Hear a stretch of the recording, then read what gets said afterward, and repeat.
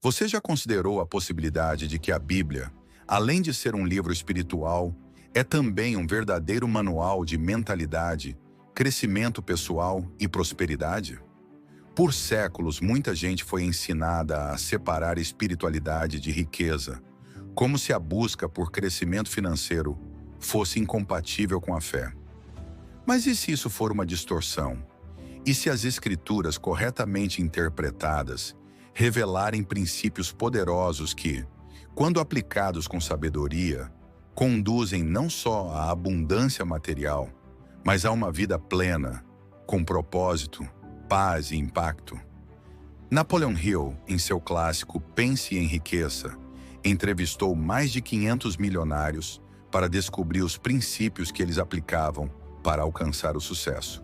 O que poucos notam é que muitos desses princípios já estavam descritos há milhares de anos na Bíblia, e não apenas como mandamentos, mas como leis espirituais e mentais que regem o universo.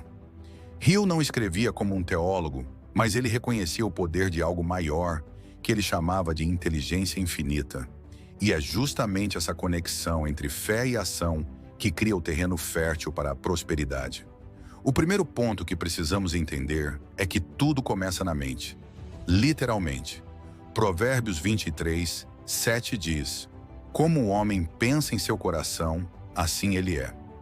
Hill reforça essa verdade com a ideia da mente como um campo magnético que atrai aquilo que está em sintonia com nossos pensamentos dominantes.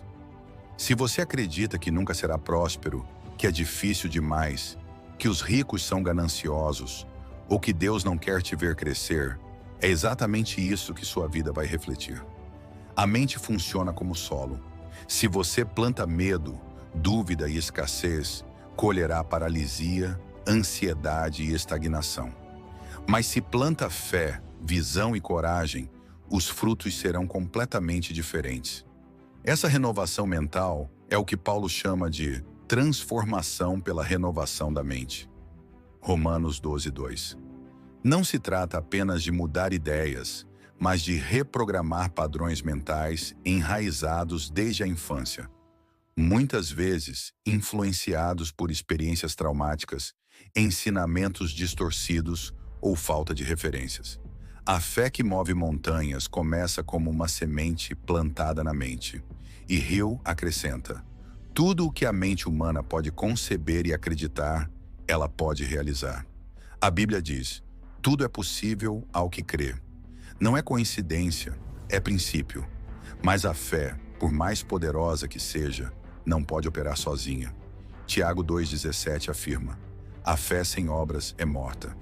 Em outras palavras, desejar algo sem agir é como esperar a colheita sem plantar. E aqui está uma das maiores ilusões espirituais: esperar que Deus faça tudo. Jesus não disse: espere que a porta se abra, mas bata. Não disse: sente e aguarde, mas busque. Cada promessa está ligada a um verbo de ação. E Hill traduziu isso em sua fórmula: desejo ardente, mais fé inabalável, mais ação persistente. Sem esses três elementos juntos, a roda não gira. É por isso que tantas pessoas vivem anos frustradas, rezando, declarando, sonhando, mas sem se moverem. Isso é inércia espiritual. O disfarce da fé é a passividade. Acreditar de verdade é agir, é correr riscos, é sair da zona de conforto mesmo com medo. Hill chama isso de tomar posse do próprio destino. E a Bíblia mostra isso em todas as histórias de transformação. Abraão teve que sair da terra natal. Moisés teve que enfrentar o faraó. Davi teve que enfrentar Golias. Nenhum deles ficou esperando que tudo se resolvesse sozinho. Eles agiram em fé. A parábola dos talentos é uma das mais poderosas lições sobre prosperidade. 3 servos recebem talentos, moedas de valor de seu senhor. 2 deles multiplicam, 1 enterra. Ao final, os que multiplicaram foram recompensados. O que escondeu teve até o pouco retirado. Essa história nos ensina que Deus espera que sejamos bons administradores dos recursos que recebemos Isso inclui dons, tempo, inteligência e sim dinheiro.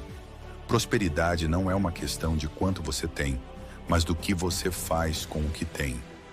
Hill reforça: você não precisa esperar ter tudo para começar. Comece com o que você tem, onde você está. Outro ponto essencial é a autodisciplina. Muitos querem crescer, mas não estão dispostos a dominar a si mesmos. Em Gálatas 5, Paulo inclui o domínio próprio como um dos frutos do Espírito. Hill coloca a autodisciplina como um dos pilares da mente milionária. Sem ela, desejos viram distrações. A pessoa que não tem controle sobre suas emoções, hábitos e decisões se torna presa fácil para o medo, a dúvida e a procrastinação. Jesus mesmo se retirava para orar, jejuava, tinha rotinas. Ele era excelente no oculto. E é nesse lugar invisível, onde ninguém está olhando, que a verdadeira grandeza começa a ser forjada. É aqui que entra a excelência. Em Colossenses 3:23 está escrito: tudo o que fizerem, façam de todo o coração, como para o Senhor. Isso nos lembra que não importa se estamos em um cargo importante ou em tarefas simples. A maneira como fazemos é mais importante do que o que estamos fazendo.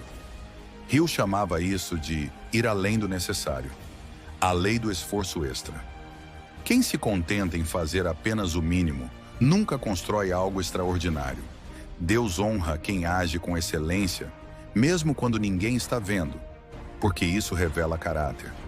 E qual é a força que sustenta a disciplina e a excelência? O propósito. Provérbios 29:18 diz: onde não há visão, o povo perece. Hill observou que todas as pessoas bem-sucedidas tinham uma missão clara, um propósito definido que guiava suas ações. Ter um propósito não é apenas ter metas financeiras, é saber o porquê você faz o que faz. Propósito é o que dá sentido ao esforço, é o que mantém você firme quando tudo está difícil. Sem propósito, até o sucesso se torna vazio. Só que para viver seu propósito, é preciso entender sua identidade. Você sabe quem é? Ou tem vivido conforme as expectativas dos outros? A Bíblia diz que somos filhos de Deus, feitos à sua imagem, criados com poder de criação, com autoridade. Mas se no fundo você acredita que é indigno, que não merece prosperar, que nunca será bom o suficiente, você vai sabotar sua jornada. Hill falava muito sobre crença subconsciente, aquilo que você acredita no fundo da alma, mesmo sem perceber. Se sua identidade está contaminada, seus resultados serão limitados. A chave é renovar essa identidade a partir da verdade espiritual. E aqui vem o verdadeiro propósito da prosperidade. Não é sobre você, é sobre servir. Toda vez que a prosperidade é usada como fim, ela se torna vazia. Mas quando é vista como ferramenta para expandir o bem, ela se multiplica. Deus deu recursos a José para salvar o Egito. Deu riqueza a Salomão para liderar com sabedoria. Deu prosperidade a Neemias para reconstruir os muros. Riqueza é uma ferramenta, não um ídolo. Hill chamava isso de riqueza com propósito, um conceito que ele via entre os empresários que deixavam legado. E não apenas fortunas. E por fim, nada disso funciona sem ação. Não basta ter ideias, não basta ter fé, não basta ter intenção. O céu multiplica movimento, não inércia. O favor encontra quem já saiu do barco. A coragem não é ausência de medo, é ação apesar do medo. Hill dizia que todas as pessoas de sucesso tomaram decisões rápidas e mudaram devagar. Isso porque elas agem com base em princípios, não em emoções. A fé verdadeira é aquela que se move, que ousa, que acredita que, se Deus colocou uma visão em seu coração, Ele já te capacitou para realizá-la. Você não nasceu para sobreviver. Não foi criado para se arrastar pela vida. Você foi feito para prosperar, multiplicar, governar e ser luz. Tudo o que você precisa já está dentro de você. E o restante o céu provê no caminho. Se isso falou com você, não ignore. Se alguma parte desse conteúdo acendeu algo dentro de você, um desejo de crescer, mudar de mentalidade ou finalmente viver o que Deus já colocou aí dentro, esse canal é para você. Aqui, fé e ação andam juntas. Inscreva-se agora e faça parte de uma comunidade que está aprendendo a prosperar com propósito, a romper limitações e a aplicar princípios que transformam vidas. Ativa o sininho, porque toda semana tem conteúdo que desperta, ensina e te impulsiona para o próximo nível. Não adie sua transformação. Comece hoje.